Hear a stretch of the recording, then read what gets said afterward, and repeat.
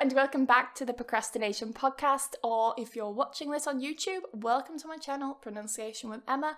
I thought I would do a bit of a crossover today with my podcast and my YouTube channel because I've been gone for quite a while, and I thought, okay, I will answer all of your questions in one go, and I will put it on my YouTube channel because not everyone listens to my podcast. My podcast, if you're interested and you're watching this on YouTube, is the Procrastination Podcast. It's called that because my other account is called Procrastination with Emma, and it's where I teach English through video games. So I'm kind of promoting a lot of things here. My YouTube channel, Pronunciation with Emma, where I just focus on teaching English and pronunciation. The Procrastination Podcast, where it's just a very informal, chatty, casual kind of podcast. Like, I do zero editing for that podcast, and there'll be zero editing for this video as well because I've got a busy week, and I just wanted something that will be nice for you guys to listen to, I hope, and will answer a lot of your questions, so it will be somewhat interesting to you as well. Again, I hope, but we'll see how we go. And of course my channel, Procrastination with Emma. I was going to say the Procrastination with Emma, but no, it's just Procrastination with Emma. That's on YouTube and on Twitch as well. And I need to get back into my live streams on Twitch, but I haven't yet. And I need to get back into that. But anyway, in today's episode, I'm going to answer all of your questions. I asked you on Instagram, stories, Facebook, and YouTube what questions you want me to answer in this Q&A. A lot of you sent me personal questions, which is more what I was looking for. And some people sent me questions about, like, how can I improve my grammar? And I'm going to answer some of those as well. People who asked very specific questions, like, can you talk about the difference between this word and this word, or how do you pronounce this word? I'm not going to answer those questions in this episode. I'm just going to keep it really casual and chatty because that's what my podcast is about. So if you like this and you're watching on YouTube, you can go and listen to more episodes.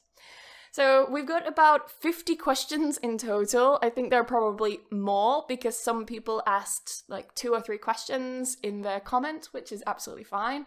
And we'll just jump straight into it. By the way, I don't know if I've mentioned, but yeah, it's my birthday soon. And if anyone's wondering what I'm going to be doing on my 30th birthday, I'm planning to go pottery painting and go out for vegan sushi afterwards. And I'm really excited about that, actually. It sounds like the perfect day, and I can't wait for it. So, first question. I'm extremely miss your outstanding lesson, but you're not now, and I want to ask you why. So I'm just going to correct this.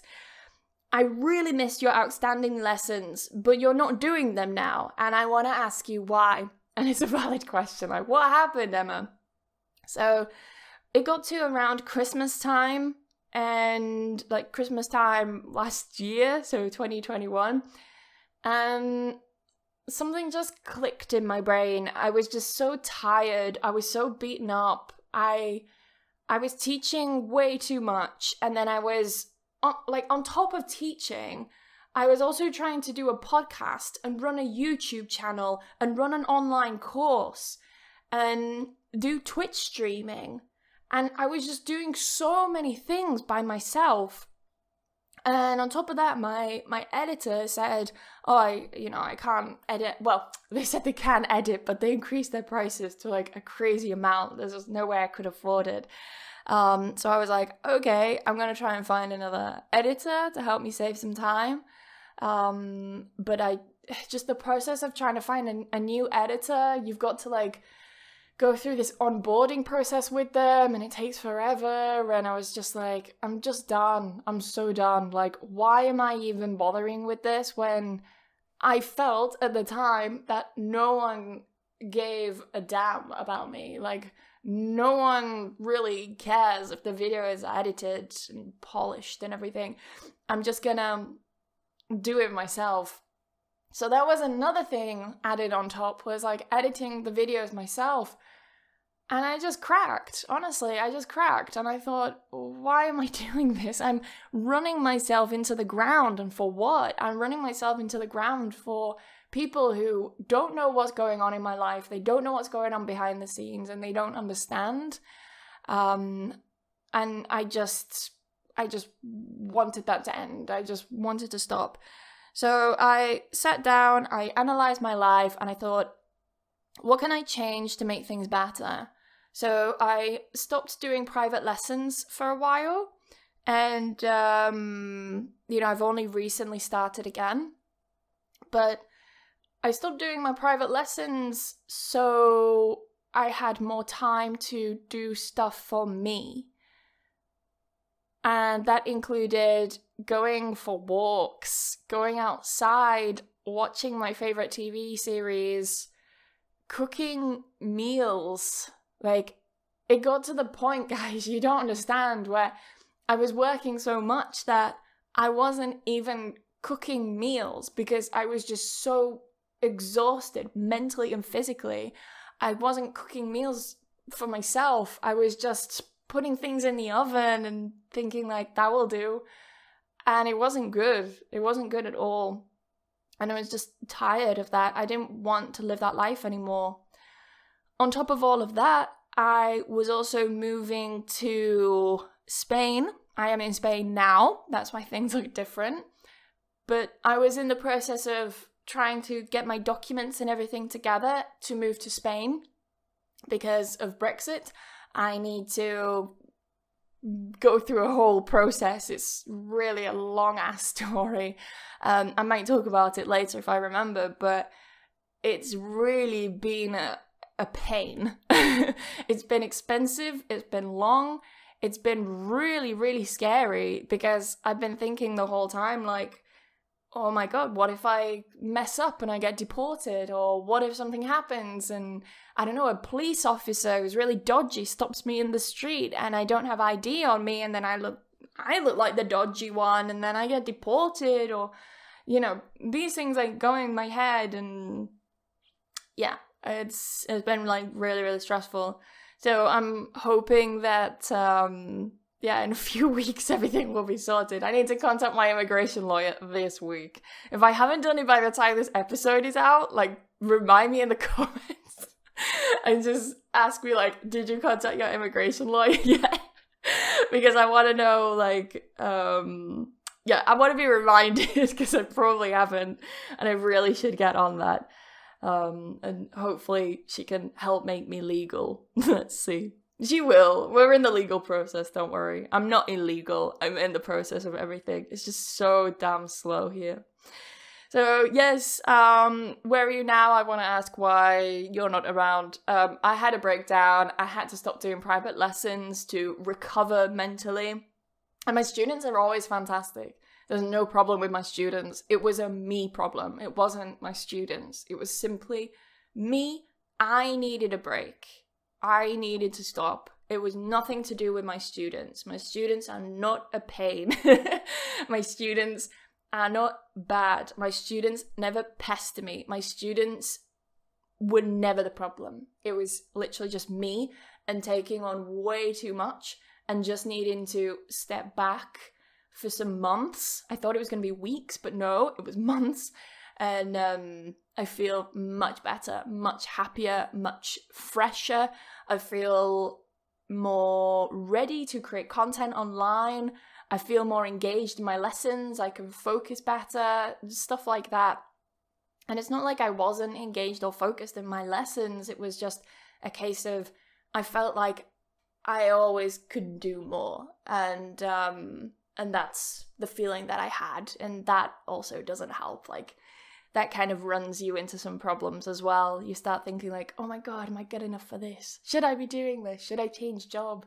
But no, burnout is a real thing. And many online teachers who create content and stuff online, they will know exactly what it's like. They no doubt have felt the burnout that creeps up on you until it's too late. And then bam, it's got you and you're tired and you need to stop and have a break.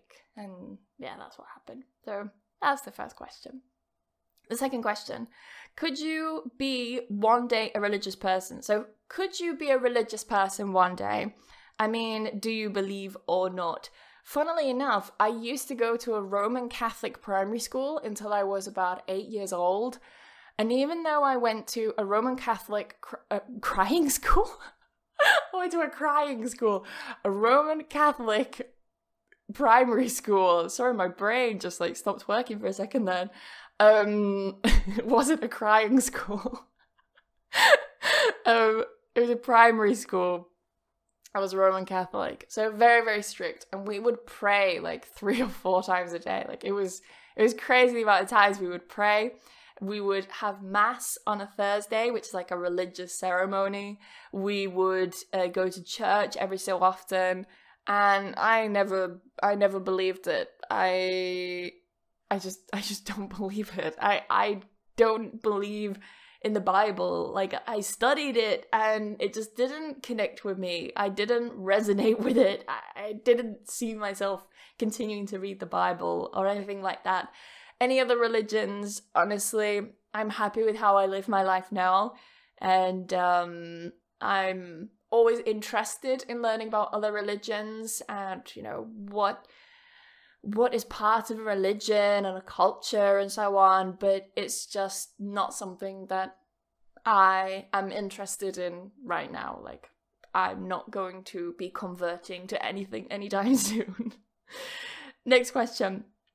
The first question, how old are you? I am 29 years old, but on the 5th of July, I will be 30. Unless you're watching this in a few years' time, then I will be turning 31 or 32 or 33 or whatever.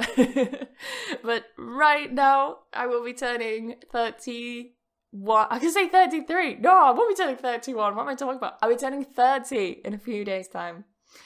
I don't feel 30, but I don't know what feeling 30 is like. When I was younger, like when I was a teenager, I used to think 30 was really old. And I used to think like, oh my God, I can never imagine myself being that old. But then once you're in your 20s, you're just like, oh, you're turning 30. And I know some people feel that when they're turning 30, they're turning old. But I don't feel that. I really don't feel that. Like, my mum, I doubt my mum will be listening to this, but I remember my mum, oh, was it my dad? No, it was my dad. Maybe my dad will be listening to this, but I remember my dad was like, oh, you're turning 30. Like, you know, kind of joking, like, oh, it's scary turning 30. And I was like, it doesn't bother me. I'm actually kind of excited because when you're in your 20s, people look at you as someone young and somewhat inexperienced and naive, and it always really, really annoys me that I have a lot more experience about the world and a lot more teaching experience for sure than some people who are older, like some people who are in their 30s or 40s or even 50s, you know. I definitely remember a time when I was working in a language school. This was many years ago, and I think I was like 21, 22, something like that. And by that point, I'd been teaching for 6 years, 5 or 6 years, because I started when I was 16. And there were some students who didn't want me to teach them because they saw that I was young, and they said, no, we want the other, oh, got hiccups.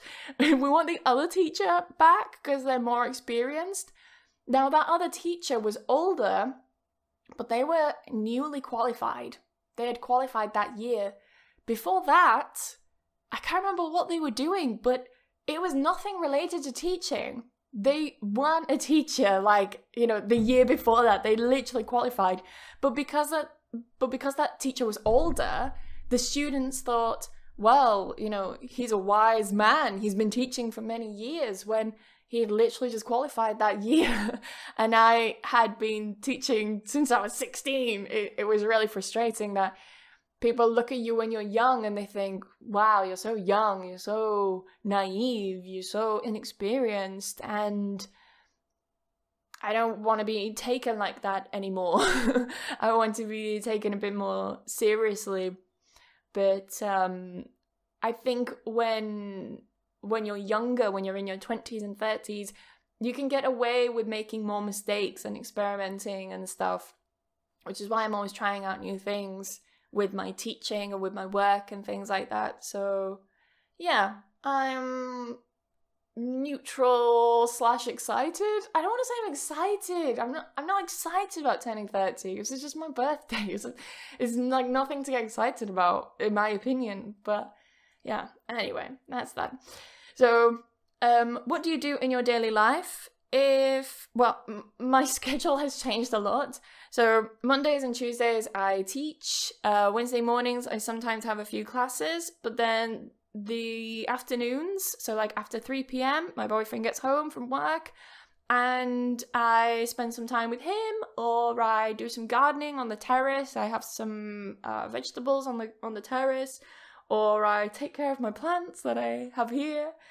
I read, I play video games, I go to the gym, I go for a walk, I go and see friends, I live. When I lived in England, I would finish teaching at 6 o'clock and I just didn't have the energy to want to go out and do anything. So my life was literally just working when I was in the UK. I was just working and working and working, and life was so sad. And here I have more hobbies. I can do more, you know. I go out, I go shopping, I practice my Spanish, whatever, you know, just not working. Like, as life is going on, I'm realizing that the hustle culture is not for me. If you're not familiar with hustle culture, is essentially when you work and work and work and work and work, and it's like, if you're sleeping, then you're not getting anywhere in life. You must be working all the time. Hustle, hustle, hustle. Work, work, work. You're not going to get anywhere unless you're working hard. And I really, really fell for the hustle culture mentality. And I was just working, working, working. I was listening to podcasts about working. I was trying to find ways to be more productive. How can I work more when I'm not working? How can I work when I'm sleeping? Like, all of these ridiculous things. And no wonder I was burnt out. No wonder I was burnt out. I was just constantly thinking about work and constantly working. While here at 3 o'clock, it's like, it's over. I'm not going to think about work now. And I'm so much stricter with my time. And, you know, if I've got like a deadline or something, like a video due, then yeah, I'll spend the time like editing in the afternoon. But I don't push myself anymore. And that's really important. It's made me a lot healthier mentally. What's your favorite food? Katsu curry. If I'm ever on death row, which I hope to God I'm not, if I'm ever on death row and they ask me what my final meal will be, like, what do you want as your final meal? I would choose katsu curry. 100% katsu curry. But it has to be like with tofu. I don't want chicken katsu curry. No, thank you. Have you ever visited Algeria? No. Have you ever seen the Maldives? Technically, yes. I've seen pictures of the Maldives, but I've never been. Next question. Are you married or single? I'm kind of neither. I'm not married and I'm not single. Let me give some context. Because I'm moving to Spain, and because of Brexit, I can't stay in Spain for longer than 3 months anymore. It's like, you know, if you want to go to the US, you need a visa and stuff like that after so many months. And the same has now happened with European countries and, well, not European countries, with countries in the EU, I should specify, and the UK. I now cannot be within EU countries for more than 3 months. I need a visa of some kind, or I need to be married or tied to or connected to someone with an EU passport of some kind. So what my boyfriend, who I've been with for nearly 9 years, what we decided to do was something called pareja de hecho, which I wasn't sure how to translate into English, but apparently it's called a de facto couple in English. I've never heard of the term. You can go and Google it. It's de facto, like D-E facto, like fact, but with an O at the end. And yeah, it's basically like you have the same, more or less the same rights as a married couple, but you're not married. It's like, I just tell people that we've had a civil partnership because it's just easier to explain. So we're not married, we're not single, but we're in between. We are considered together in the eyes of the Spanish law. Like, we are a unit, we are a couple. And if you're wondering, well, why didn't you get married? Like, some people are obsessed with me being married. I'm not sure why. But if you're wondering, why didn't you get married? One, I think it's none of your business, I'm afraid. It's absolutely none of your business why I want to get married or not. If you're really looking for an answer, it's because being pareja de hecho was a much faster process. That's literally it. And my boyfriend, I still call him my boyfriend. Sometimes I joke and I call him my pareja because we're pareja de hecho. But my boyfriend and I, we're not bothered about getting married. It doesn't change anything. It doesn't change a single thing between us two.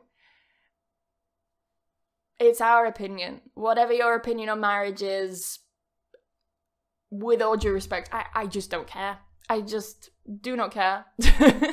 This situation worked for us, and that's all that matters. So in order to stay in Spain, and I'll get onto this in a moment, like why we've moved and how long I'm going to be here for and so on. With regards to moving to Spain, it was so much easier to do pareja de hecho, and that's what we've done. So that answers that question. Tea or coffee? What is your favorite book? So tea or coffee? I like both. I drink more coffee than tea, but I do go through periods where I drink more tea than coffee. So it really, really depends. And what's my favorite book? I don't have a favorite book, I will be honest with you, but I do have books that I have enjoyed. So, actually, there is a question later about what book changed me, and I want to save this answer that I was going to say for that question, but there is a book that has really, really changed my mentality about life, about work, about everything. So I want to talk about that in a moment. If you can choose one of the trip now, where will it be? So if you could choose a place to go on a trip to now, where would it be? Have you ever been to Thailand? I've never been to Thailand, Ducky, but thank you for asking. I would love to go to Thailand. It's definitely on my bucket list. So a bucket list is like a list of things you want to do before you die, before you kick the bucket, right? It comes from that expression. If I could go on a trip anywhere, it would be Japan. It would be Japan. Like, if I could click my fingers and be in Japan, I would click my fingers and be in Japan. I just spat all over my laptop, but that's how excited I am. Yeah, I really want to go. Next question. How old are you? Already answered that one. But the second question, how many children do you have? None. I'm not interested in having children. My boyfriend would really like to have children. I'm very indifferent to it. I think if the situation's right, if we have our own place, we have space, we have, enough money, we have everything in place for a child, I would consider it more, but I mean, I'm young. I know in some countries I might be considered old, you're getting old, you should be thinking of children soon. And my answer to that is always, well, you worry about that for you. I'll worry about that for me when the time comes, when I start hitting 40 and I'm like, okay, we're getting maybe a bit too old to have kids now, Emma, biologically speaking, the clock is ticking, Emma, but otherwise, don't even worry about me. Don't worry about my womb and my uterus. It's all fine, all right? It will be okay. Next question. Do you speak other languages? Which ones? I always find this question so freaking hard to answer because I'll explain. I speak English fluently, I hope. I consider it my native language. I was monolingual until the age of about 20. And then I started learning Spanish because I wanted to study abroad in Spain. While I was in Spain, I was in an area of Spain called Catalonia. And in Catalonia, they also speak Catalan. So at the same time, I was learning Spanish and Catalan.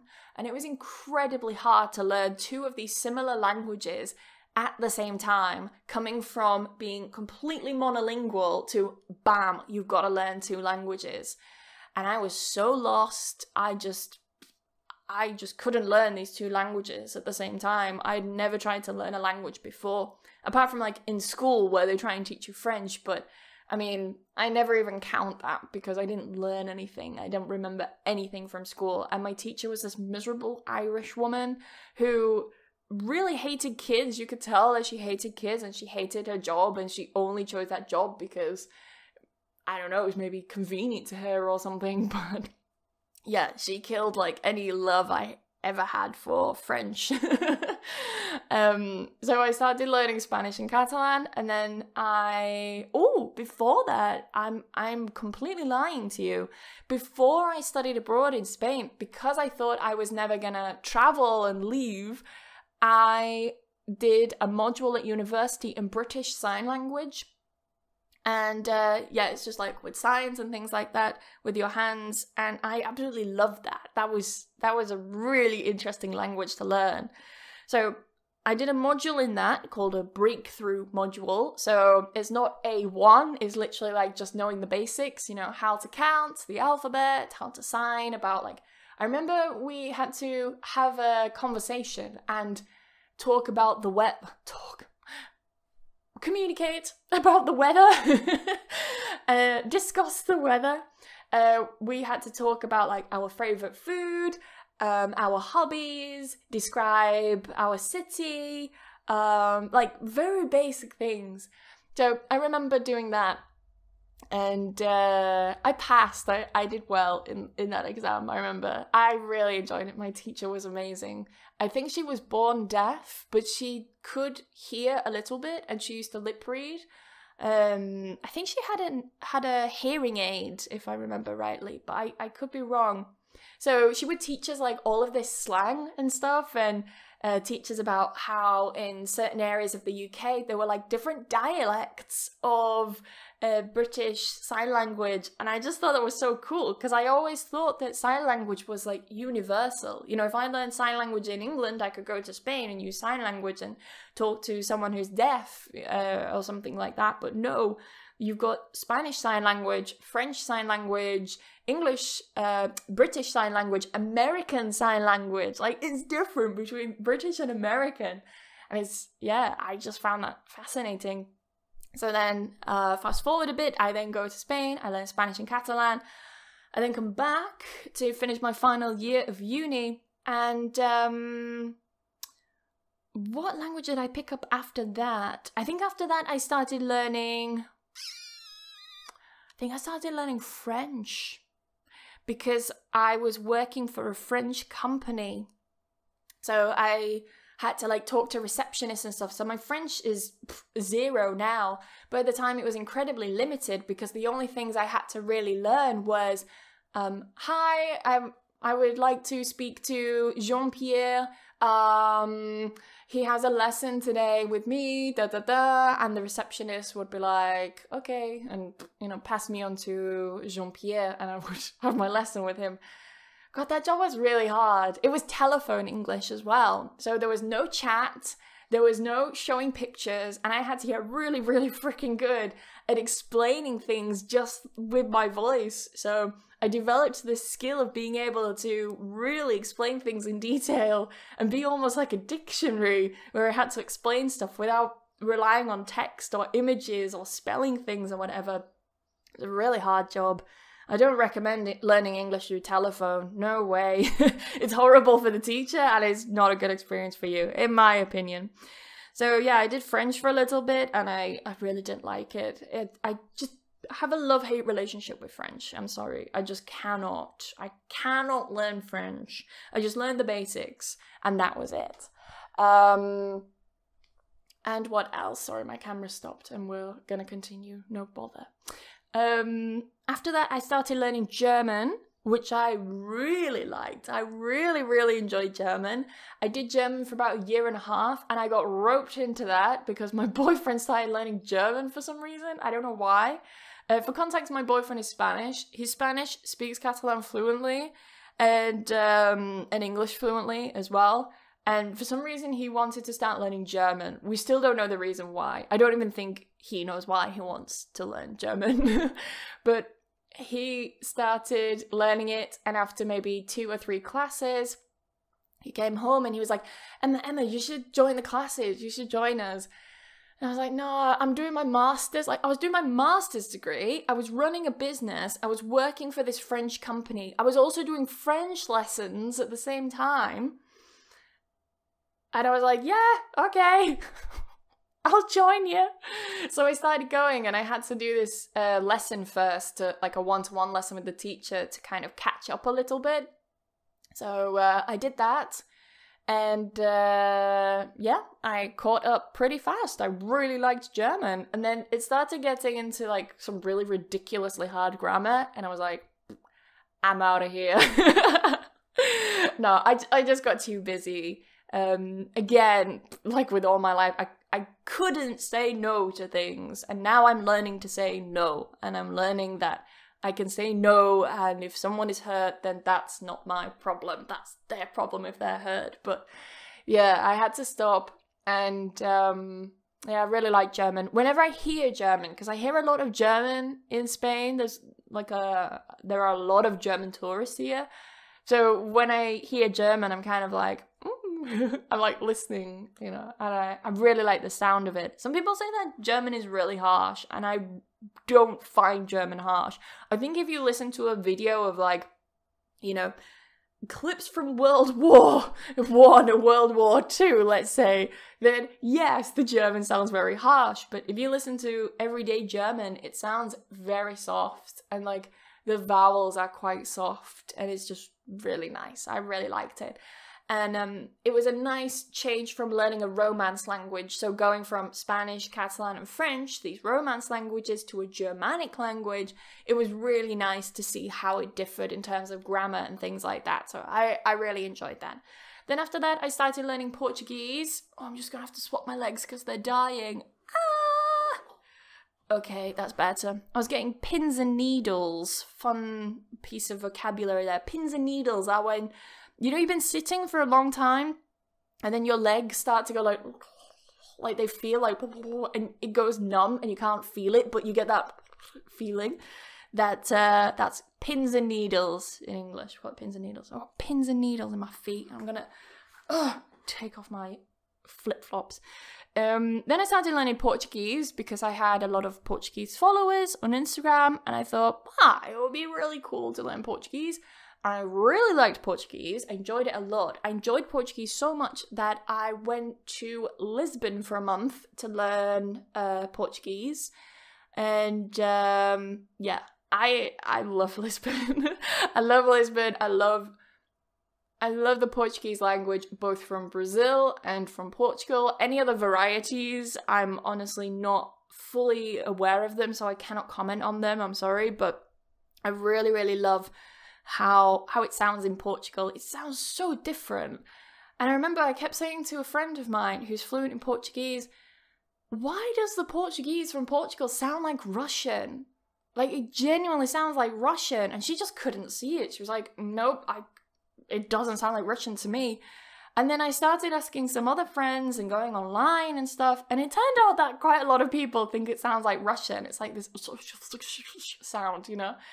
It's really nice. I enjoyed my time studying in Lisbon. I was just there for about 4 weeks, it was 4 weeks, and I loved it. It was so nice. And Portuguese people, they were just so willing to help me, and this is something I've never experienced in Spain. So although I'm living in Spain now, I've been visiting Spain, like seeing my boyfriend's family and everything for the past like 9 years. And not once has like a waiter or anyone like that been supportive, let's say, about me speaking Spanish. I definitely don't expect them to. Don't get me wrong here. I'm not looking for a round of applause for speaking Spanish in Spain. God, you can hear my belly rumbling.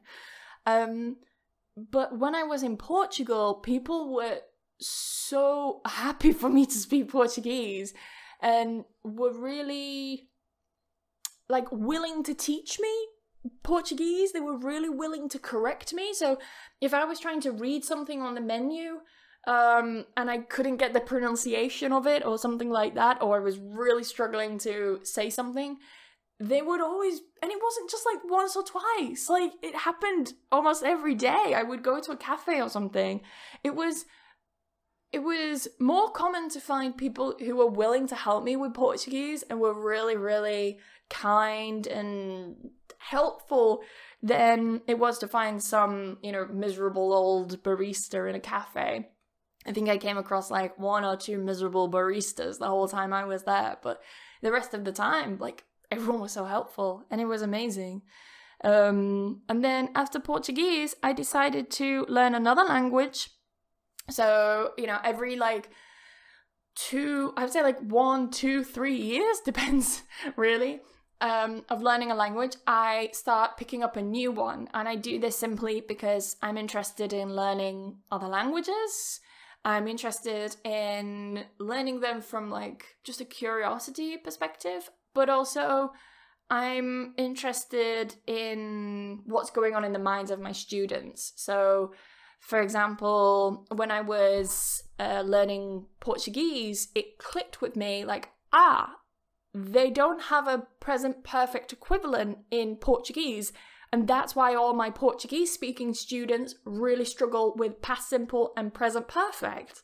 So it really helps me as a teacher to learn languages because I can see what's inside your head, like what are you thinking and so on. When it comes to pronunciation as well, I think it's really important that I go through the experience of learning how to pronounce sounds that are not in my native language. I mean, no hate at all to other, let's say, monolingual teachers or teachers who cannot have a conversation in a second language. And then they teach things about pronunciation and grammar and stuff, and then they're teaching you how to learn a language, yet they've never been through that process themselves. It's just my opinion, but as a language teacher, I feel I need to go through the experience of learning another language in order to be a more empathetic teacher, a more understanding teacher. I truly believe that if I were monolingual and I'd never learn another language, or I'd never learn another language past, say, A2 or B1 level, like A2 is good, but B1, you can have a pretty basic conversation with B1. And I think if you don't have anything above a B1, you've never really truly experienced what it's like to have deep conversations in another language. And yeah, it's just my opinion. Some people might not agree with that, and I don't care. But I just think that if I'm going to teach another language, if I'm going to teach English, then I should learn another language to know what it's like to be a student. And I will forever be a student. Right now I'm learning Japanese because I wanted to go through the process of learning another language that is considered the most difficult for English speakers. And I wanted to go... I wanted to look at a page with the language written and not understand a single thing and not be able to even guess what it says. So I'm talking like Mandarin Chinese, I'm talking Korean, I'm talking Russian, I'm talking Arabic, I'm talking Japanese.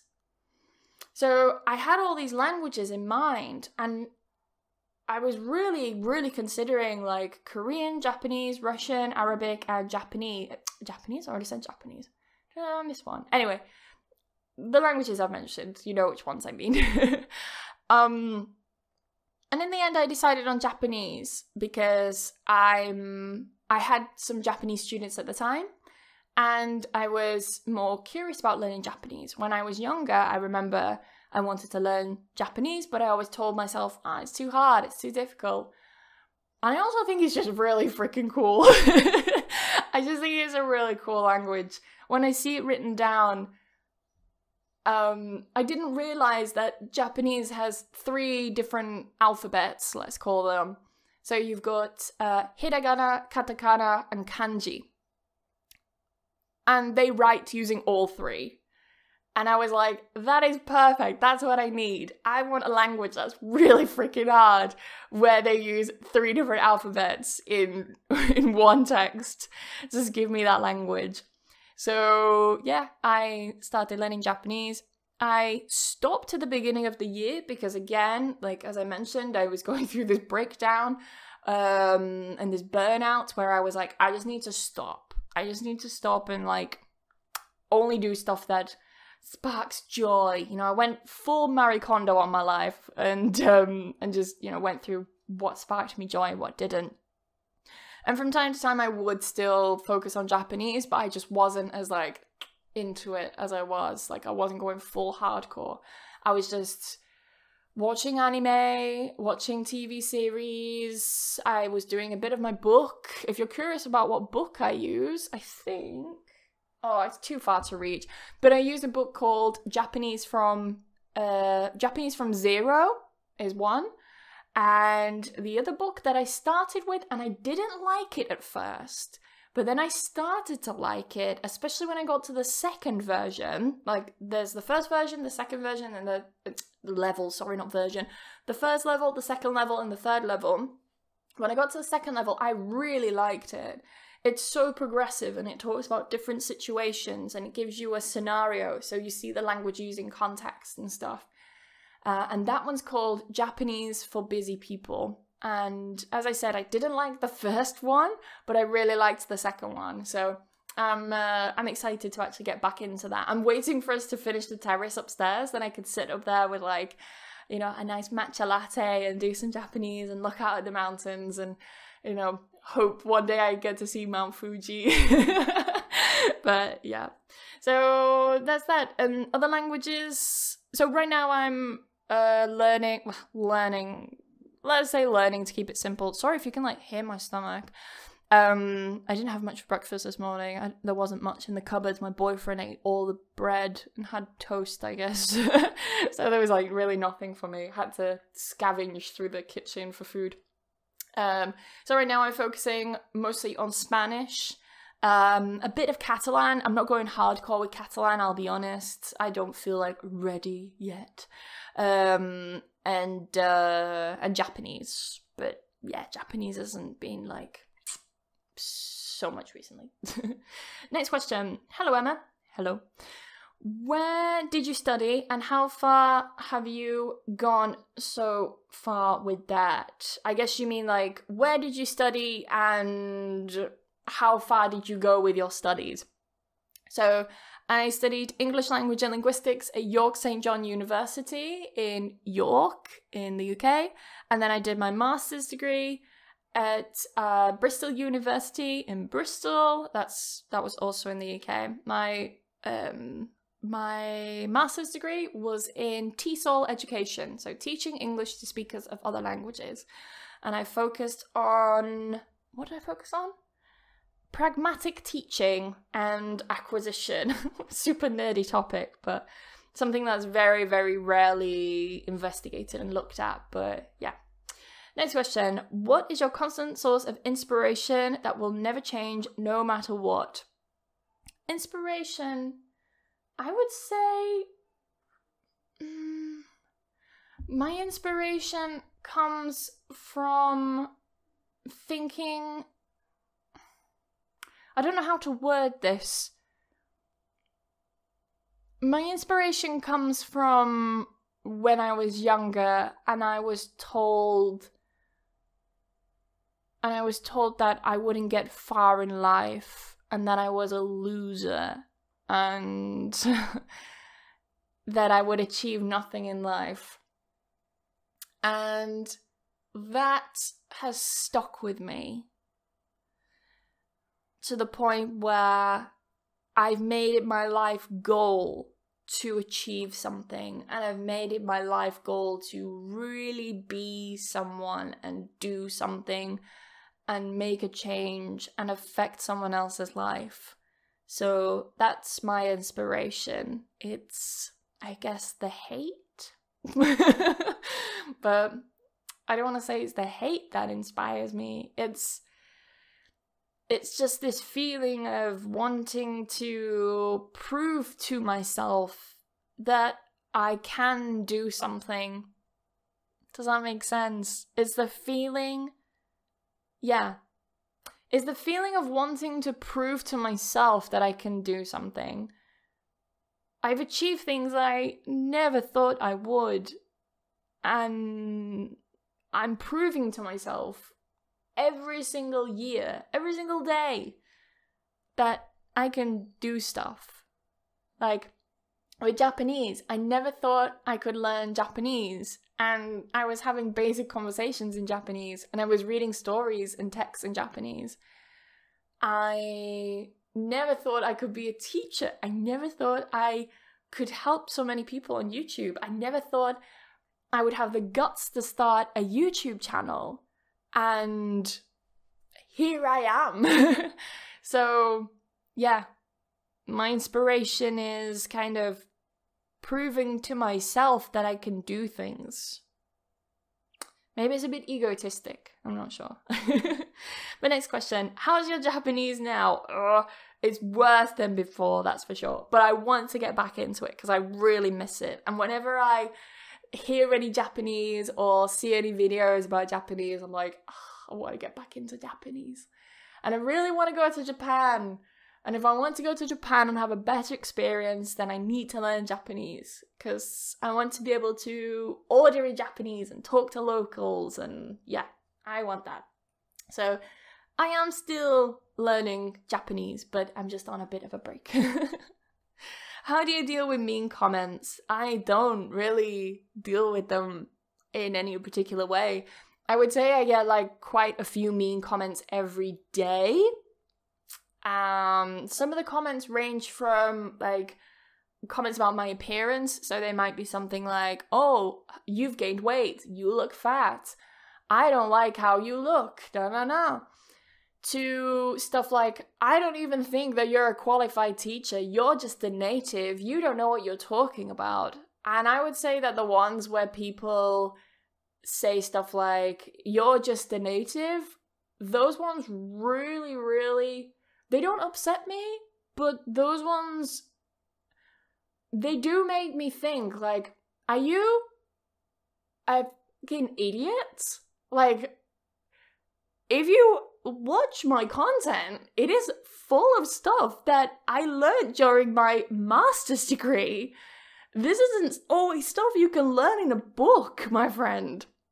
So I just always think that these people are idiots. Do you know what I mean? Like, I know that they're idiots, but when they write these things, I genuinely just think, like, you are really an idiot.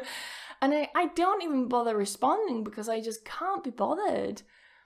I really can't. And if you ever see me share, let's say, a hate comment every so often, it's because I want to use it as a teaching point. Like, you need to understand that if I share a hate comment, it's not because I've just received a hate comment and I need to share it. It's because I've received 100 hate comments. Let's say 500 hate comments. And I see one and I think people need to be reminded that this is not acceptable. So I take one comment and then I start getting messages like, oh, just ignore them. Why do you even give them attention? And these people really piss me off because they're not seeing the point of why I'm sharing it. The reason why I share that one comment out of 500 comments, let's say, is because some people don't know that it's not acceptable to say certain things. I'll give you an example. Someone commented on my weight. And they said something like, you look really skinny. Have you lost weight? And, you know, I said to this person, just so you know, it's quite rude to comment on a person's weight. I know you have no bad intentions about this, but it is really rude and disrespectful in England to talk about this. You've got no idea what's going on in someone's life. And they took that really, really personally, and they went like full on hater mode with me. They went from being like my biggest fan to like being a mega horrible person. I'm trying to keep it somewhat like PG friendly in this video, but they went like really nasty, and they came onto my YouTube channel and they were like commenting like, if you were a real teacher, you wouldn't be saying these things. You're just a fake. You're just a native. I bet you're not even qualified. And I was like, I'm sorry, but are you actually an idiot? Like, you're getting upset because I'm trying to teach you something culturally. Like, please don't do that. Please don't ask me these questions because they're seen as rude. So I'm trying to educate you on something cultural here, not just, how to pronounce a word. And also, you're just escalating this to a ridiculous degree. You're escalating this for what? Like, why are you so mad and so defensive? Some people, really, I don't understand their reactions. I just think that they lead very sad lives, and they've probably had a bad day. They probably have a very miserable life, and I always remind myself that happy people don't leave hateful comments. I live by this motto, not live by this motto, but I have this motto of hurt people hurt people. So people who are hurt want to hurt other people, yeah? Happy people don't hurt other people. If you are happy, you don't go around commenting mean things. You know what I mean? If you're truly happy, or you're having a good day or whatever, you don't write mean comments on someone's video who's trying to educate you. Especially to an English teacher. I'm not talking about anything controversial here. I'm not saying anything that is offensive. I'm literally providing educational content for free. And still people have the audacity to hate me.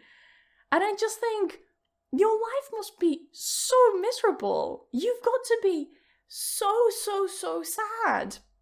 So I don't really deal with these people because I feel a lot of pity.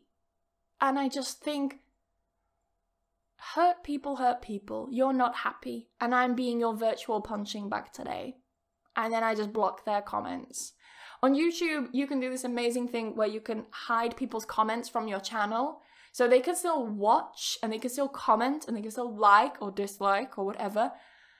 But when they post a comment, no one can see it. Like, I can't see it. No one else can see it. Only they can see it. And you can only know if your comments have been blocked if you go into like another account and then you look and then you see, God, my stomach's really rumbling. And then you see that your comment isn't there. So, yeah. If you suspect that I might have blocked you on YouTube, you were one, probably being really rude, really nasty, inappropriate. I don't just block people for the fun of blocking people, I block people because I don't want to see your stupid messages. It's literally that, It is my right as a content creator to not have to read your rubbish that you post online. Some people are like, you're taking away freedom of speech. No, you have the freedom to say whatever you want. But I also have the right not to listen to your bile that comes out. I have the right to block you. I have the right to not listen to you. And that's fine. Any content creator, you also have the right to block me if you don't want to see my content. Block me. You have that right. But when people are like, oh, why did you block me? Because I have the right to do that. And it sounds really mean, but you're not special. Like, I'm not special. You're not special. No one is that special. What gives you the right to be mean and then expect to not be blocked? You know what I mean? So, yeah, anyway, that's that. And then the next question, how many languages do you know? Oh, we've talked about that. So, what did I say? I'm gonna have to turn this way because my fan's this way and I'm like dying from the heat here. I also have to like pat my face, pat my mustache, as my boyfriend says. What was it? Yeah, so there's British Sign Language. I studied that in the past. By the way, I don't remember a lot of these languages, but I studied... so English, of course, British Sign Language, French, Spanish, Catalan, Portuguese, Japanese. In the future, I would like to learn Korean. I'd like to have a look at Arabic as well, Russian. I'm really interested in Mandarin. And what else? Perhaps some other languages as well in the future. I'll see, but those are the ones for now. I think after Japanese, I will look at Korean, and then I can listen to J-pop and K-pop. I do practice my Japanese and my Korean. Hi Emma, where are you from? Oh, Miss Emma. Miss Emma. Sounds very formal. Where are you from? I'm from York in the UK. Next question. This is really tiny. I can't read it. I'm from India. My question is, how can we... what? Ma'am, I am from India. By the way, please don't call me ma'am. Please. It's so old. Like, it makes me feel so old. Like, ma'am. Like, I'm not some 80-year-old woman. I'm not even 30 yet. Stop calling me ma'am. I am from India. My question is, how can we... motivated always. Okay, I see why I got confused. How can we always stay motivated? And what is the source of your motivation? And then I really like that this person just put soya beans. It's like soya beans underneath. It's so funny. My motivation comes from myself. As I mentioned, my inspiration and my motivation. My motivation comes from within myself, I would say. Sorry, I'm just looking at my camera battery. How long's left? I just always want to show myself, can I do it? And that's it. That's my motivation. For you, what I advise you to do is remember why you started. Why did you start? This is something I come back to quite frequently as well. So with Japanese, why did I start learning Japanese? Well, I started learning Japanese because I wanted to be able to read a full page of text in Japanese and understand everything. And once I accomplish that goal, I'm kind of like, done, next language. When I was learning Portuguese, I started learning Portuguese because I wanted to prepare for a trip to Brazil. I was going to Rio, how do I say it in Portuguese? Rio de Janeiro. I wanted to go to Rio de Janeiro. It feels so weird saying it in English, but I wanted to go to Rio. And no one speaks English in Rio, I found out. And my boyfriend doesn't speak any Portuguese. But it was so funny because people were speaking Portuguese to him. And then he was like, no, my girlfriend speaks Portuguese. And then I would come along like, you know, the whitest looking tourist, like, hola. And I would just, speak Portuguese, and it was great. And my boyfriend was impressed as well. So yeah, for you, find out why you started. I started learning Portuguese so I could go to Portugal, so I could go to Brazil and Portugal as well, actually. But more so I could go to Brazil and speak Portuguese. So once I completed that task, it was like, next language.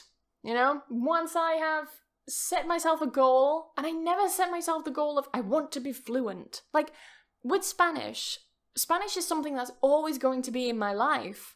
especially because I live here, my boyfriend is here, and my boyfriend is Spanish, and his parents don't speak any English, so I need to speak Spanish. For me, I want to be able to speak Spanish to the point where I can have a conversation and not always be hesitating and not always be looking for words and not always thinking about, oh, which tense do I use, you know?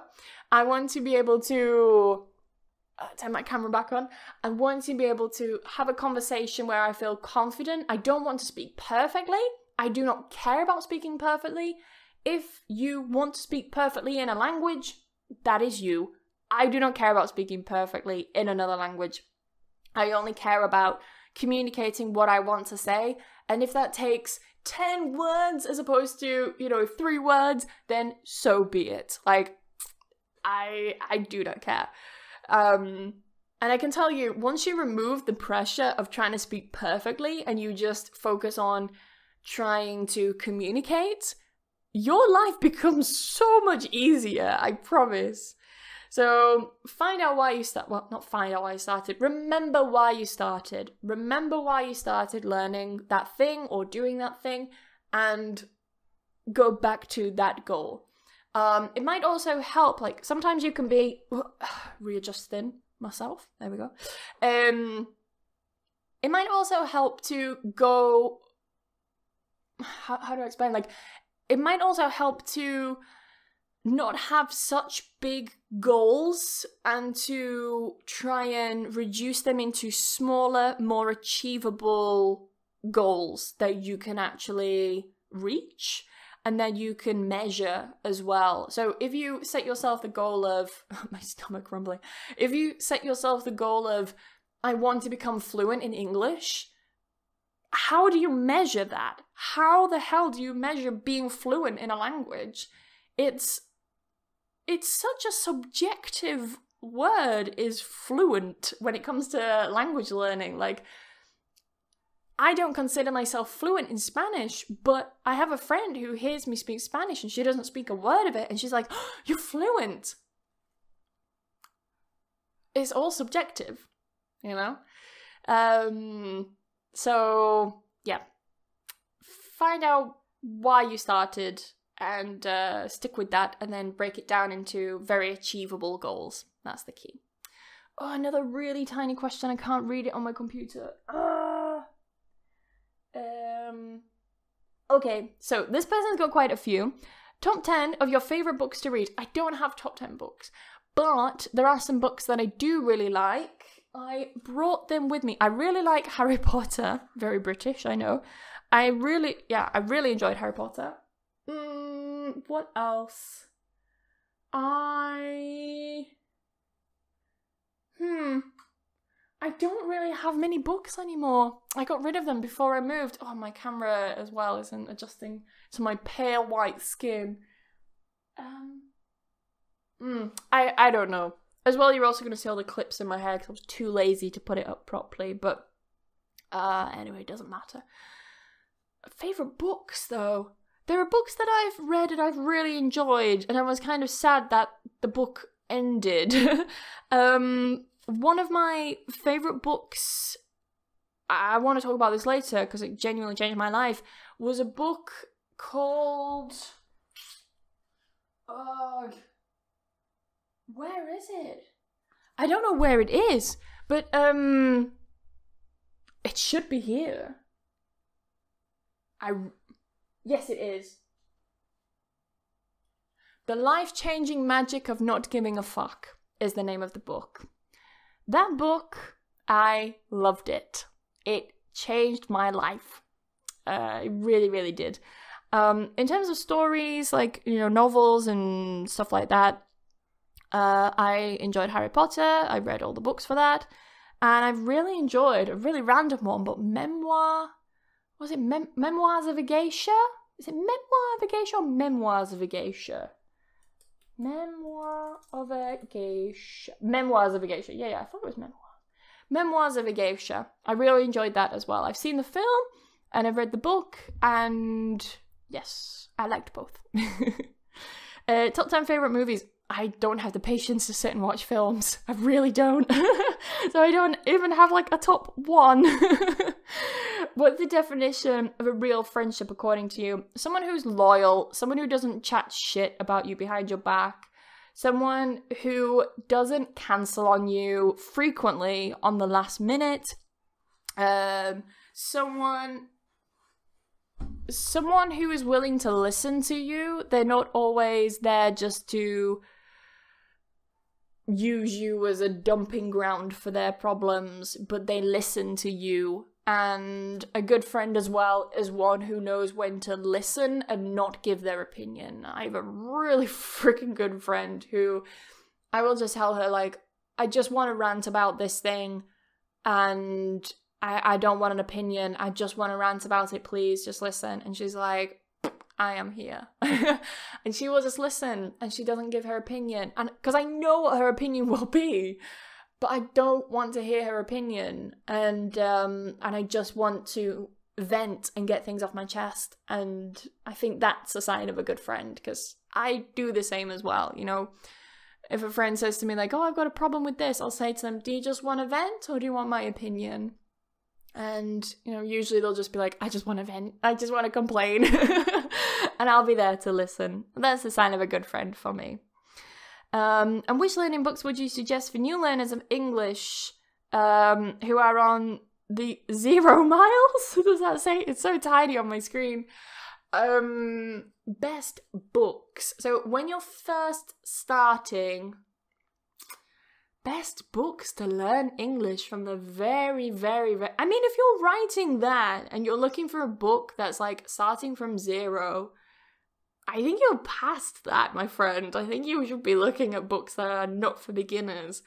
If you're looking for a grammar book, then I really like the, what's it called? The English, what is it? The English grammar series, grammar in use series. Those ones are quite good. What else?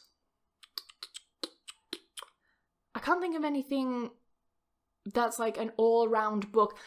If I were you, this is what I did with Japanese. I got a good textbook, but that's only because I was doing classes. When I was studying just by myself and I wasn't using the textbook, I learnt a lot through stories. So I would find graded readers or stories that were adapted for absolute beginners, and you can find hundreds of them for free online, okay? Or you can go to your local library or something and get them. And I got these stories and I would translate them and I would look at the grammar and like the structure of the grammar and the order of the grammar. I would look at suffixes that were added, or like in Japanese, you know, you have these words and then you add things to the end of words that changes the tense or changes the word or the meaning or something. And I picked up a lot just from reading. I would listen to a lot of beginner podcasts, and the best resource I used was YouTube.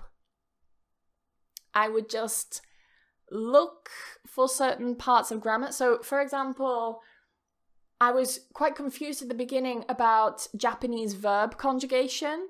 So I was like, oh, how do I conjugate it in the present tense? You know, how does it change? You know, like I am, you are, he, she, it is, and so on. You've got am, is, are, and it changes. How does that work in Japanese? So I just typed into YouTube Japanese tenses, and it, you know, it taught me everything I needed to know. And then I learned, whoa, actually they don't change it in Japanese. That's incredible. So YouTube was my biggest teacher outside of the classroom. Right now, I don't have any Japanese lessons, so YouTube is my teacher for Japanese. If I come across any grammar points, I'm like, just YouTube it. I just YouTube everything. You literally have the best resource. And guys, it's free. It is free. Like, you don't understand. You do not understand how damn lucky and privileged you are to be able to access educational content for free online. You don't have to leave your house. You don't have to leave your sofa. You can find stuff on YouTube for free. It is the best teacher. If you can't afford private lessons, if you can't afford a teacher, if you don't want to buy books, YouTube is the best thing. You can YouTube anything. You can learn stuff that you can learn stuff that I learned on my degree. I paid thousands of pounds for my degree, for my master's degree. And I teach that for free. You know, I'm not just talking about my channel, I'm talking about anyone's channel. You can learn so much for free on YouTube. And it is so, so, so underrated. People do not realize. They don't realize nor appreciate the amount of free stuff that's on YouTube that they can learn. It is the best resource, the best. Better than any book you can buy. This is super tiny, my god. How do I zoom in? Maybe I can just make it bigger here, like this. Okay, that makes it a bit bigger. Hi Emma. Hi Olga. I've heard somewhere it's quite difficult to understand the Scouse accent, even for native speakers themselves. Is it true? Can be, depends on what you're used to. What do you think about the accent? I'm neutral about the accent. And if it's possible, could you recommend some sources for learning it? I mean, learning practice podcasts, except football ones, YouTube channels, people except the Beatles, movies, anything. Thanks a lot. I'm going to be honest, I'm absolutely no expert on the Scouse accent, and I'm no expert on where to find materials, but my suggestion, and this is for anyone who likes any particular accent, find an actor who speaks with the accent that you like. So, for example, you go on YouTube, right? You go on Google, right? Go on Google, type actors with a Scouse accent. Now, I say Scouse with a space there because let's say you want to learn about the Yorkshire accent. Actors with a Yorkshire accent, actors with a Cockney accent, actors with a Welsh accent, actors with a Southern Irish accent, okay? You go on Google. Google will then give you a list of actors with Scouse accents. You then go on to YouTube. You then take those actors, let's say Bob Smith, right? There's an actor called Bob Smith, grew up in Bob Smith doesn't exist, I just invented him, right? You take that name, Bob Smith interview, or Bob Smith actor interview, and you look for interviews on YouTube, again, back to YouTube, with him talking, giving interviews, and you listen and you shadow. Now, by shadowing, if you're wanting to, learn about this accent and, have this accent, shadowing is the best technique, or one of the best techniques.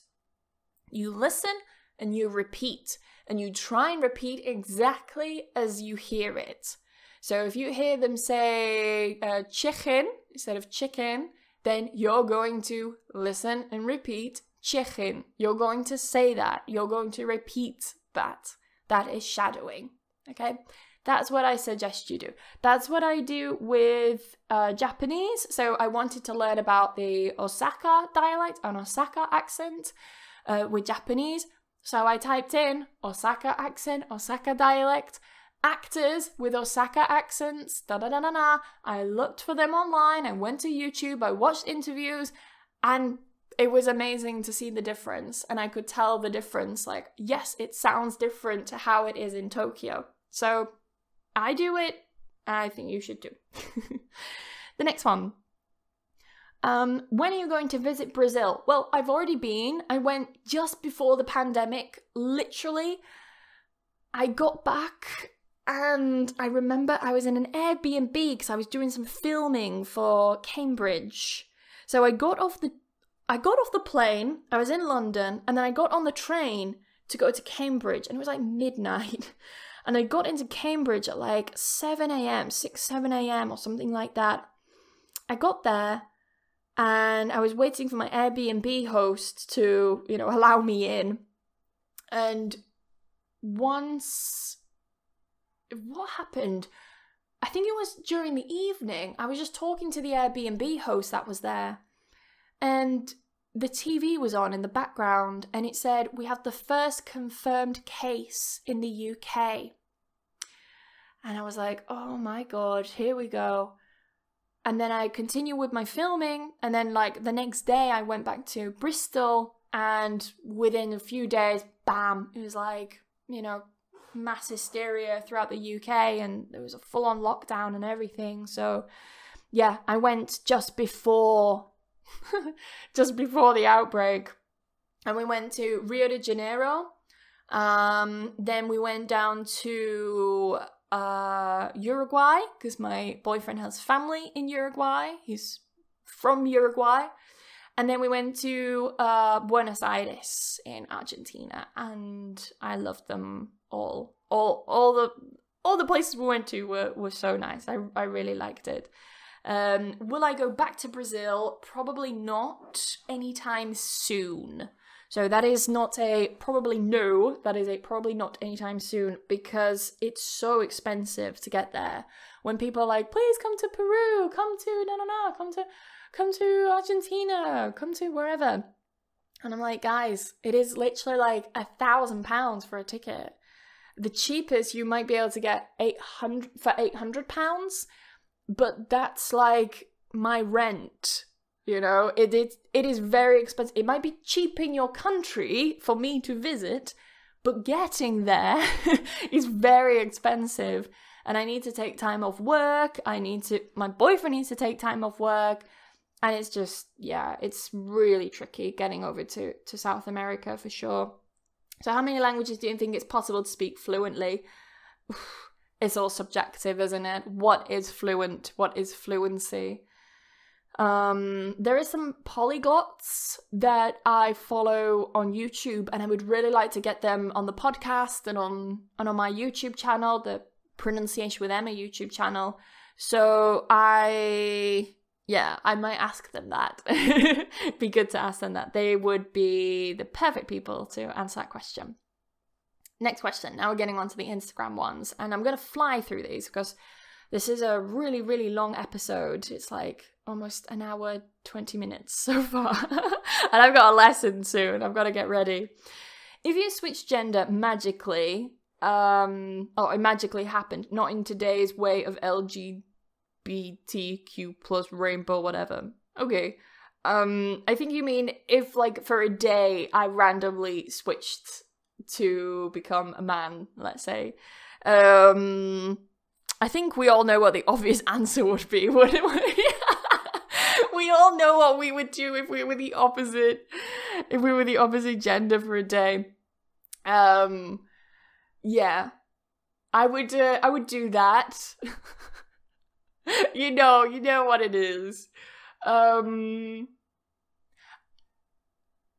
would walk around and observe how people react to me.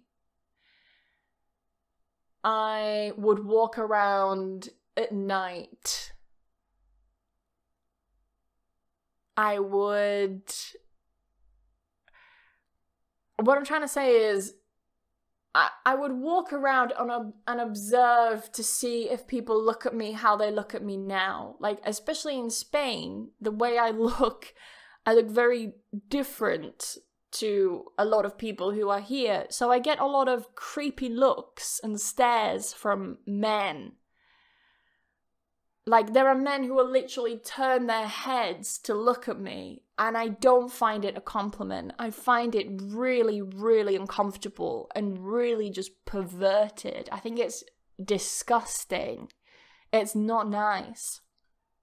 And I would love to be able to just walk down the street and not have creepy men staring at me.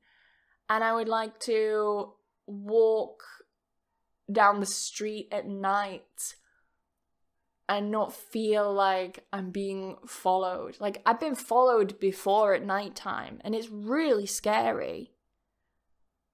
There are times where I've actually had to run home because I felt I was being followed. And I would just love to be a man to experience how it feels to walk around at night. It's really sad. It's really sad, but that's what I would do. I would walk around and enjoy not being stared at by creepy men and not having stupid comments made at me. I would enjoy not having so many comments made about my appearance on social media. I would just enjoy those things. That's what I would do. It's a very sad, very deep reaction to that question, but it's what I would do. Are you able to interact with natives in Spanish and hold conversations? Yes. Depends on the conversation, but yes. Why did you become a teacher? It was accidentally. I became a teacher through my own laziness. I started teaching when I was 16. I say teaching, I was a language assistant, so I volunteered to help children with dyslexia and teach them how to read, help them with their reading and get them interested in books and reading and stuff. And then I started teaching when I moved to Spain. I started studying abroad when I was like 19, 20. I was 20 when I moved to Spain to study abroad.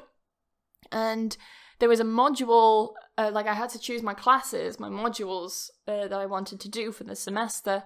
And one of the modules was be a language assistant in a secondary school.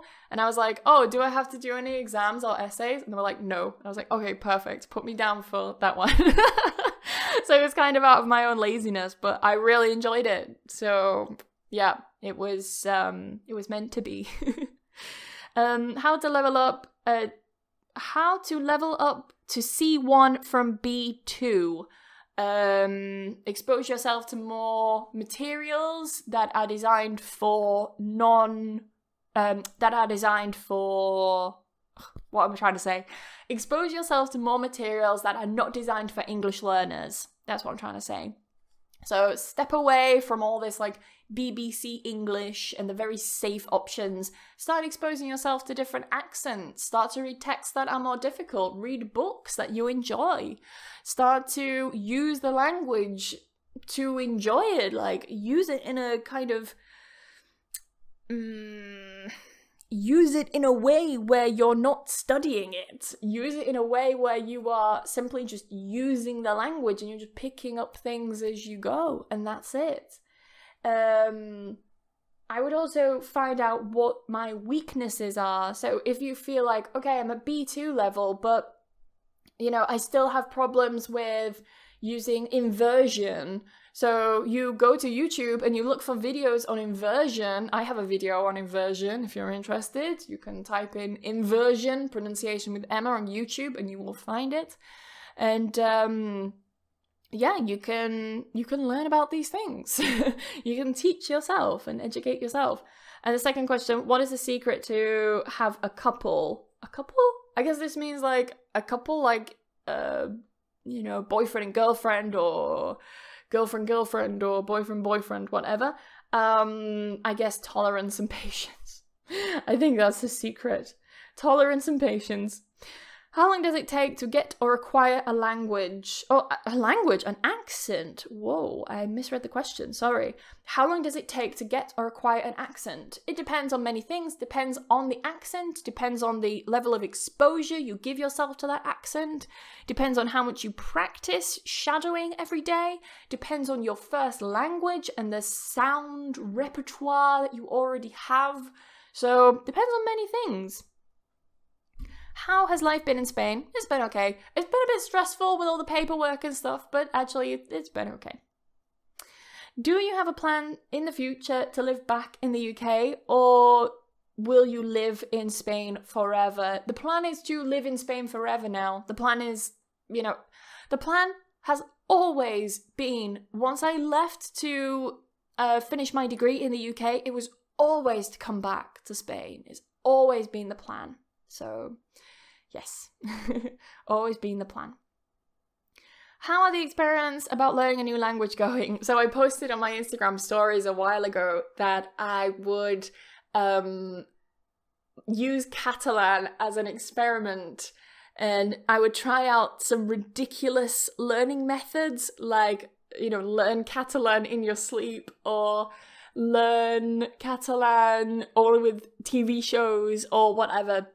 Like, I wanted to find the most ridiculous, or not even the most ridiculous, just like the most interesting just method of learning a language, just to see to what degree it would work. It wasn't going to be like a formal experiment or anything like that. It was just like, will this work? And to what degree will it work? But I haven't started yet. I've been a bit lazy with Catalan, I'll be honest. I've just been trying to get my life in order and make myself legal here. And then I want to focus on Catalan. But I mean, I still remember basic Catalan from when I lived here before. So, and if you're wondering why am I choosing Catalan for this experiment, it's simply because I live here, you know. I live here. I live in Barcelona. People speak Spanish and they speak Catalan. So yeah, I may as well learn some Catalan or improve my Catalan while I'm here. Do you believe we have different personalities depending on the language we speak? Yes, I do, to some degree. I think it depends a lot on your confidence and also your language ability. So in Spanish, I come across as quite direct, but in sometimes a very humorous way, simply because I don't know the best way to word something. In English, I can choose words to be very careful about what I want to say, while in Spanish, I don't have that repertoire yet to play with that. So I can sometimes say things like really direct. And I've learned a lot of Spanish from my boyfriend and his friends, and they don't speak, you know, the most standard Spanish. So yeah, it's my personality changes when I speak Spanish, I think, for sure. Which book do you offer for improving pronunciation? Well, I don't offer you any book, but I can suggest some books for you. If you're interested in improving your pronunciation, you want daily feedback, you want... sorry, completely forgot about what my own course offers for a second.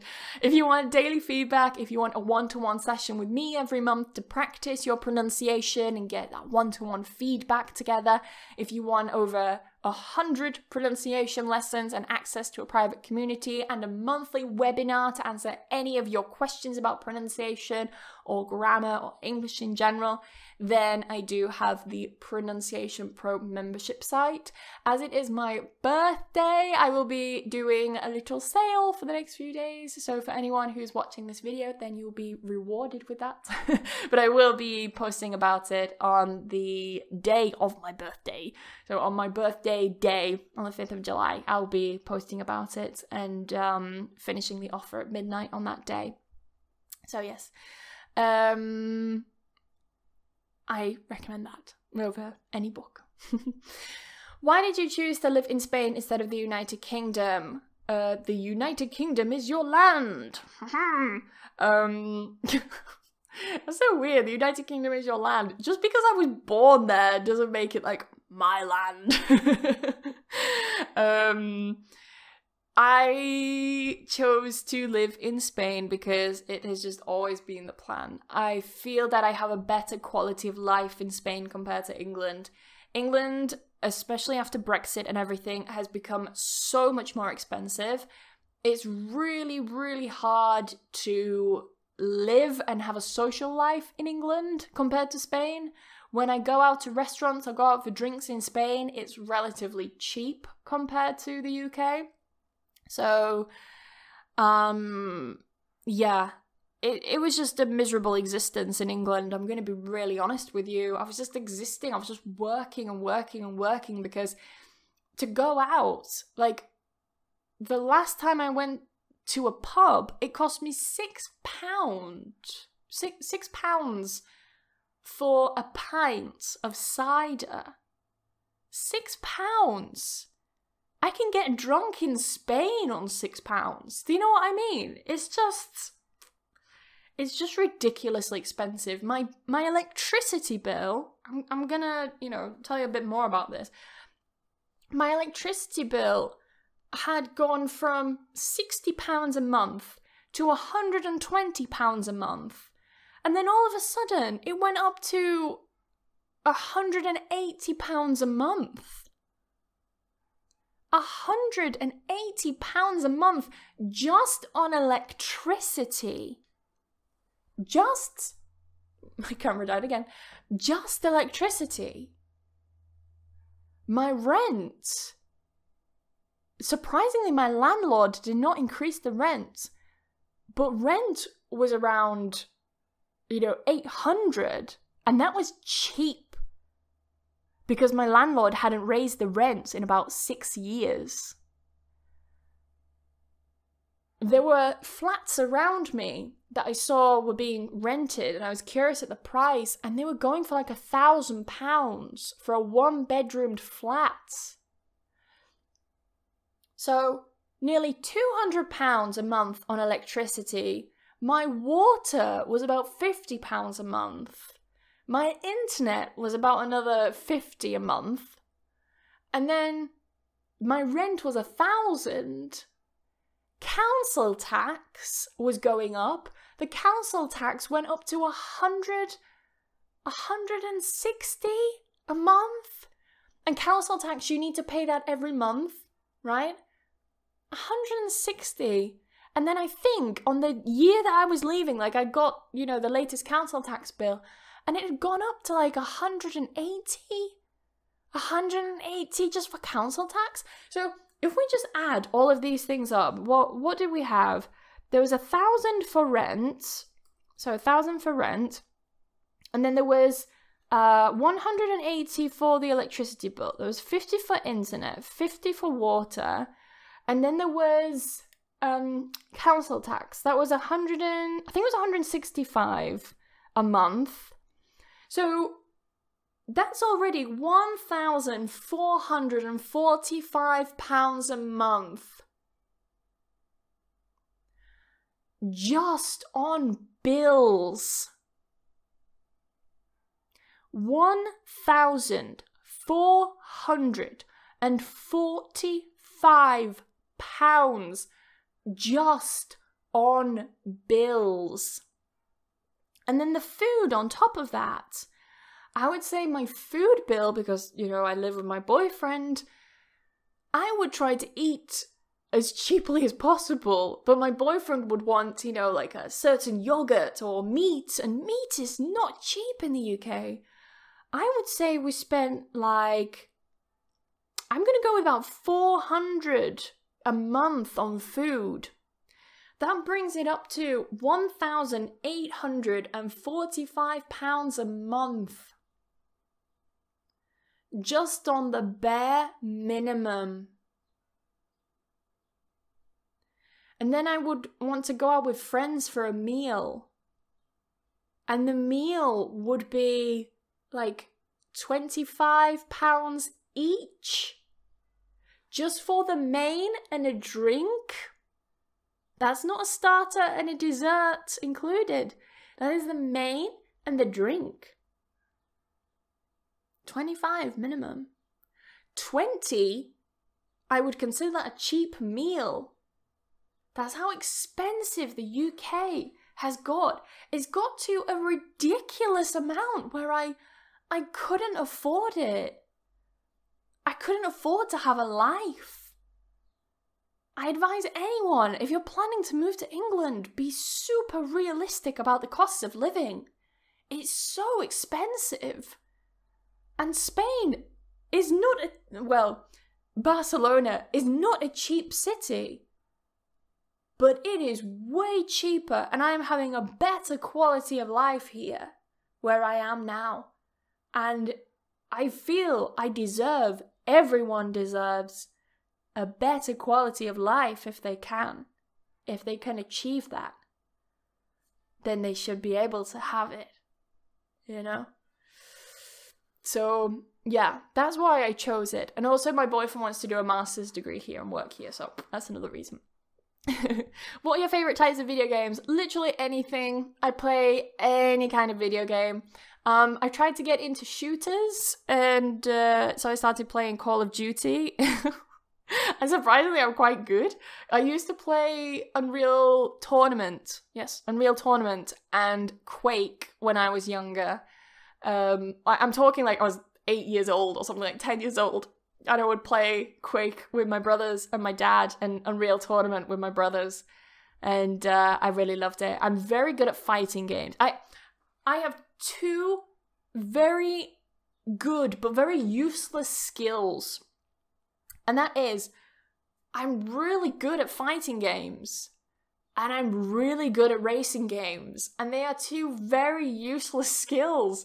But I'm very good at them. I'm very good at fighting games. I'm very good at, I'm very good at driving games, racing games and stuff like that.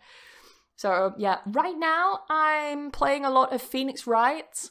I used to play it a lot when I was younger, and I got it on the Nintendo Switch in the sale, so I'm now playing that. So yes, I really like Phoenix Wright. If you haven't played Phoenix Wright before, I recommend it. Phoenix Wright. Just to make it clear what I'm saying. But yeah, I highly recommend it.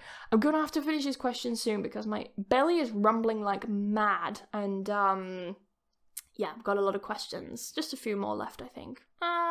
Quite a lot more. Okay, I'm gonna rapid fire these questions. I've been trying to improve my English. I'm not good at conversation. What do I do? Have more conversations, right? It's not rocket science. If you're having problems with having conversations, have more conversations. If you're having problems with writing, write more. If you're having problems with reading, read more. It's not rocket science. What's your favourite podcast and YouTube channel? I really like the YouTube channel Plumbella. She is a streamer and a YouTuber who focuses on Sims content. And she's so chaotic and so funny. She's got a very strong, where's she from? Middlesbrough accent. So if you want to hear what that accent is, I recommend her channel. But yeah, she's great. And who else? In terms of podcasts, I absolutely love the podcast Jack Mate's Happy Hour. Jack Mate, I think it's spelled like AA, so like like it's like AA. Jack Mate's Happy Hour. I listen to that podcast all the time, and I used to watch Jack when I was younger as well, and he did YouTube. And he was very controversial, and now he's calmed down a lot, and yeah, he's great. He tries to be funny, and he's just, yeah, he's not always funny, but him trying to be funny is funny, if that makes sense. And then there's another one called The Girls' Bathroom that I've recently started listening to, and I quite like that because I like listening to the dramas and dilemmas and stuff that are going on in people's lives. Are you missing the UK? Yeah, sometimes I miss it. I miss certain food. I miss certain things. Just like not being stared at. You know, everyone stares here, and I miss just not being stared at. I miss like just being one of the people, if that makes sense, or just like blending in is what I'm trying to say. While in Spain, I like stick out like a sore thumb, and yeah, and because of that, I've actually had cases where I've been like randomly checked, like randomly searched in shops. I've been accused of stealing. Like, because people are just watching me like a hawk, you know? And yeah, I just hate it. I really do. I hate it. Hello, Emma. What should I do first to change my English from American to British? Expose yourself to more British accents. That's it. Expose yourself to more materials and shadow. Do you love cats? I like cats, yes. How tall are you? I am 5'8". You can convert that into centimeters yourself if you care. Any language trouble in Spain? For understanding, I mean, sometimes I do, but I have a very good poker face, so I can get away without, like, coming across as that I don't, like, how do I want to say this? I have such a good poker face that people can't tell when I don't understand them. I'm just like, see. And they don't know, but, yeah. I've had a few problems. I've had a few problems, like, articulating myself, like, when I was in the shop and they thought that I was stealing some frickin' plant pots. It's so stupid. You know, I tried to articulate, like, you don't even sell these plant pots. You don't sell them. How can I steal them, you know? And I'm, like, trying to show my receipt, and the woman's just like, nope, I don't want to see it. You need to show it to security. I'm like, security saw me walk in with these plant pots. I bought them in another place. I've never been accused of stealing in my life. And in the 3 months that I've been here, I've been accused 3 times, or suspected, or randomly checked 3 times. Is that 3? Yeah. I'm holding up three fingers for podcast listeners. I've been accused or suspected or checked 3 times in the 3 months that I've been here in Spain. Not once have I been checked, randomly selected, suspected or accused of stealing in England. Not once in my life, yet here. And when I bring it up to people, like Spanish friends, they're just like, oh, that's just how it is here, da da da. I'm like, but that's not right. That's not right. You know, I don't think people get it because they just blend in, you know. They have dark eyes, dark hair, tan skin, they blend in.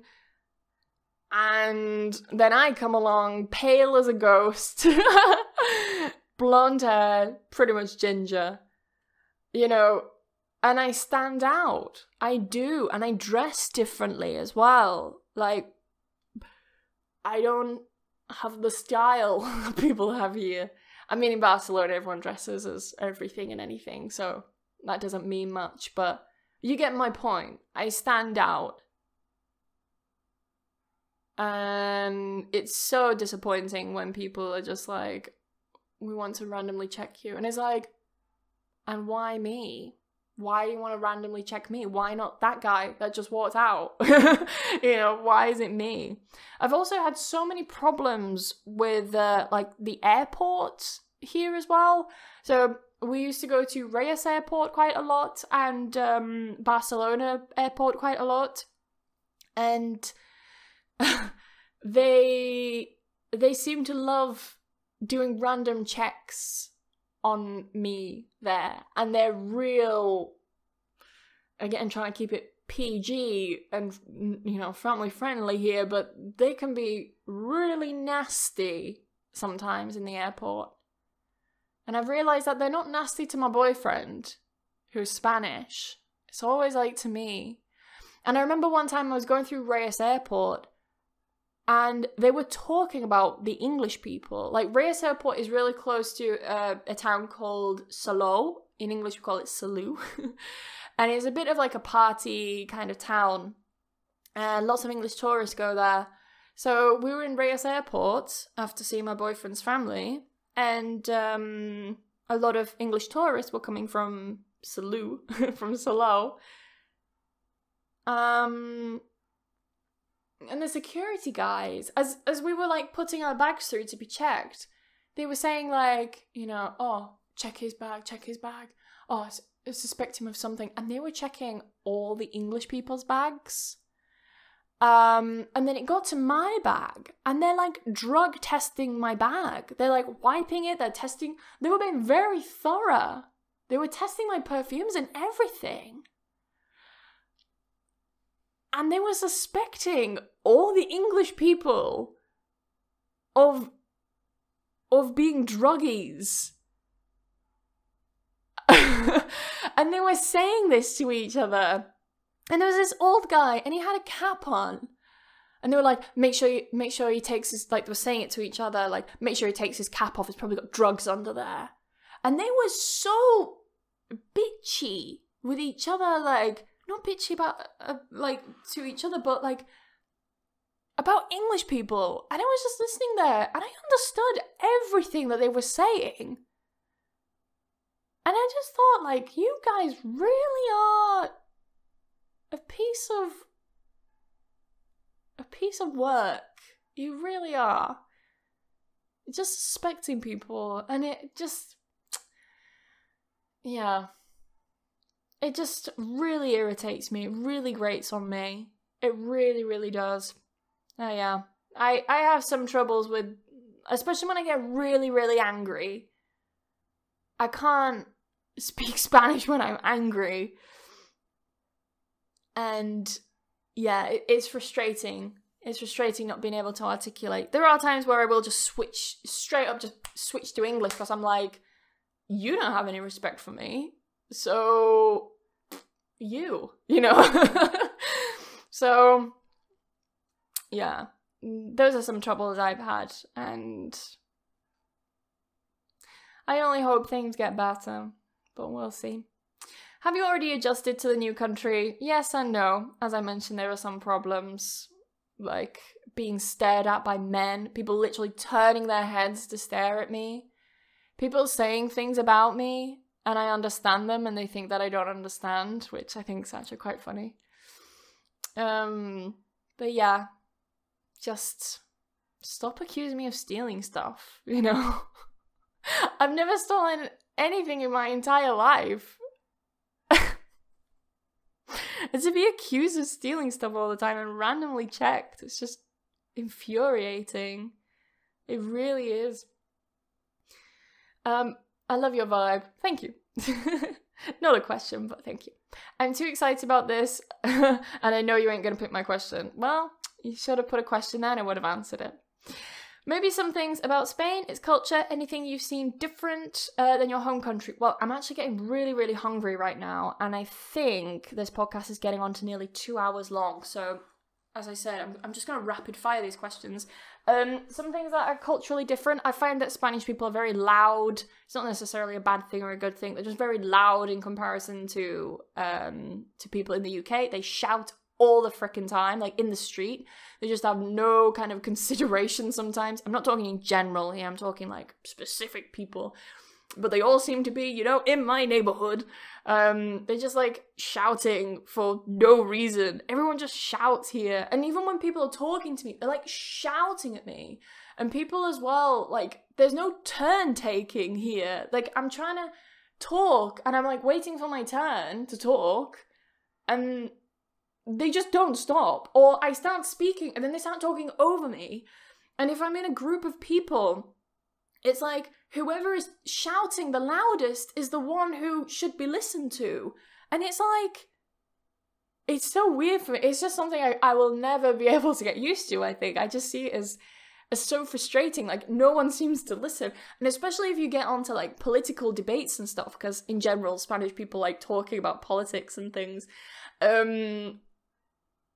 So it always just gets into like a shouting match, and I feel like no one's listening to each other. It's all about whoever's shouting is, you know, the leader of the conversation, and it drives me mad. So there are those sorts of things. Yeah, the staring is another one. My camera's gone off. It might have died. Oh, my battery's died. Okay, I will try and get through this as fast as I can. But yeah, the staring is one that really gets to me. That really drives me mad. Next question. We just want you to show up every week, no matter what you're talking about. Okay, great, I'm here. The best podcast that you have ever... let me say that again. The best podcast that you have recorded, I would say it's the one about how to sound like a native speaker. It's my first ever podcast episode. Go and listen to it. I highly recommend it. Have you ever thought about living in South America? No, but I did really like Buenos Aires. I enjoyed it there. It gave me Barcelona vibes for sure. When I was walking around, my boyfriend was like, isn't this like Barcelona? And I was like, I was just thinking that. Are you happy? Oh my god, my tummy. I'm so sorry. Are you happy? Yes, much happier than before. What is the hardest part about learning another language? Consistency, staying consistent.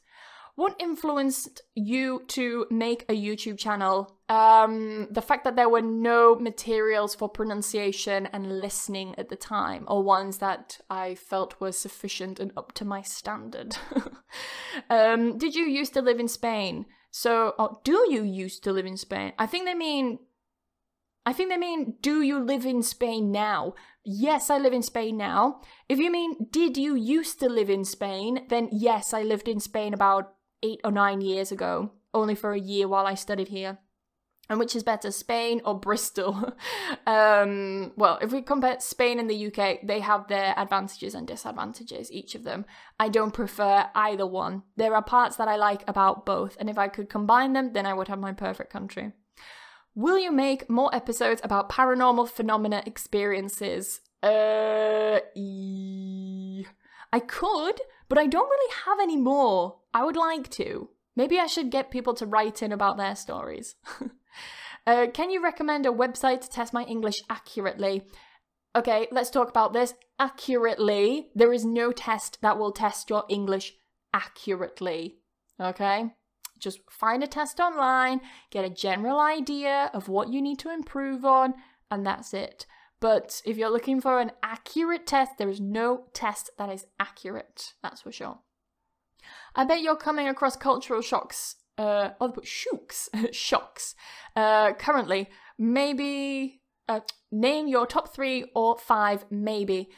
I love that it's like your top 3 or 5. So I would say culture shocks, the staring. I would say people being very outright, like, not in a rude way, it's just how people communicate here. People are so direct, and they will just tell you, like, that is wrong, you know, that's not right, instead of saying, like, you know, oh, I think that this way is another way, or maybe this way is better, or this is how we do it here, blah, blah, blah. You know, people are very just like, no, and everything is very, like, black and white, and it's just the way people communicate here. It's not a bad thing, it's just how people do it. And of course, it depends on the person. Like, I'm talking very generally here, so. What's your favourite food? As I said, katsu curry. Fruit? Cherries. Oh, love cherries. Vegetable? I don't have a favourite vegetable. I was going to say mushroom, but is that... Oh, my belly's rumbling now we're talking about food. It's really rumbling now. We've got 2 more questions to go. Vegetable. I don't have a favourite vegetable. I'll be honest with you. But fruit, I absolutely love cherries. La música que te gusta. So the music that you like. I will listen to pretty much anything except for reggaeton. I hear reggaeton music everywhere in Spain and I really just don't vibe with it. I just really don't like it. But I'll listen to pretty much anything. I think rap is something that I just can't understand. Like, I can't hear words in rap. I just hear, like, no, blah, blah, blah, blah, blah. Like, I'm convinced people aren't saying words in rap when they're rapping. Last one. What book changed you? I also mentioned as well, my favourite kind of music. I really like 80s kind of music, if you're wondering. So any kind of 80s hits, like, I am listening to it, really. What book changed you? So, as I mentioned, there was a book, what was it called? The Life-Changing Magic? Yes, The Life-Changing Magic of Not Giving a Fuck. And it talks about this concept called fuck bucks, right? So, it comes from the expression to give a fuck, meaning to not care or to care. So if I say I don't give a fuck, it means I don't care. Okay, and that's what this comes from, this fuck bucks. So she talks about this concept of using fuck bucks as a currency throughout the day, and you allocate yourself a number of these fuck bucks, let's say 5 a day, and you do 5 things that you do not care about and you don't want to do. You do those 5 things during that day. And once you have spent your 5 fuck bucks, then you don't need to feel guilty about saying no to things. And this is how I learnt to start saying no.